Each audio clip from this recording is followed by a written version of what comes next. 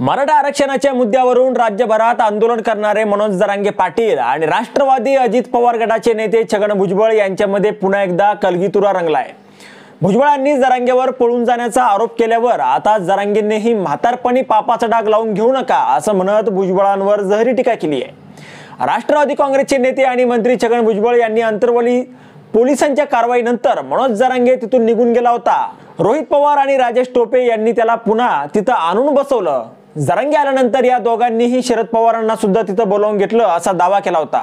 त्यांच्या आरोपाला जरांगेंनी आपल्या स्टाईलमध्ये आता प्रत्युत्तर दिलंय। फक्त निवडून आणण्यासाठी दंगली घडून आणतो का?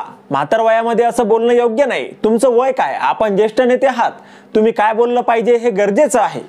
छगन भुजबळ हा पूर्ण कामातून गेलेला माणूस आहे। तो मरायला टेकला असून जाता जाता सर्वांचे संसार मोडून टाकीन। मी जर लाठीचार्ज नंतर पळून गेलो होतो तर फडणवीसांनी चौकशी करावी असं म्हणत जरांगेंनी भुजबळांचा चांगला समाचार घेतला। कुठे गेला होता काय माहिती? भुजबळ हे महात्माच पाहिजे होतं। लिंबू कापणारा, पूजा करणारा चमत्कारिक बाबा दिसतोय। त्यांना बरं कळतंय आता। फक्त एक गोष्ट लक्षात ठेवा, दंगली घडू देऊ नका। गरिबांमध्ये दंगली घडून आणू नको। गोरगरीब ओबीसी आणि आमच्यामध्ये कोणताही वाद नाही। त्यांच्यासोबत आमचं काहीच वैर नाही। त्यांच्यामुळे आरक्षणाला काही धक्का लागत नाही। तुमची आमची ताट एकच आहे। छगन भुजबळांनी म्हातारवयात कोणतंही पाप घेऊ नये, कारण चौकशी करायची असेल तर करा। फडणवीस हेच गृहमंत्री आहेत असं म्हणत जरांगेंनी भुजबळांना सनसनीत उत्तर दिलंय।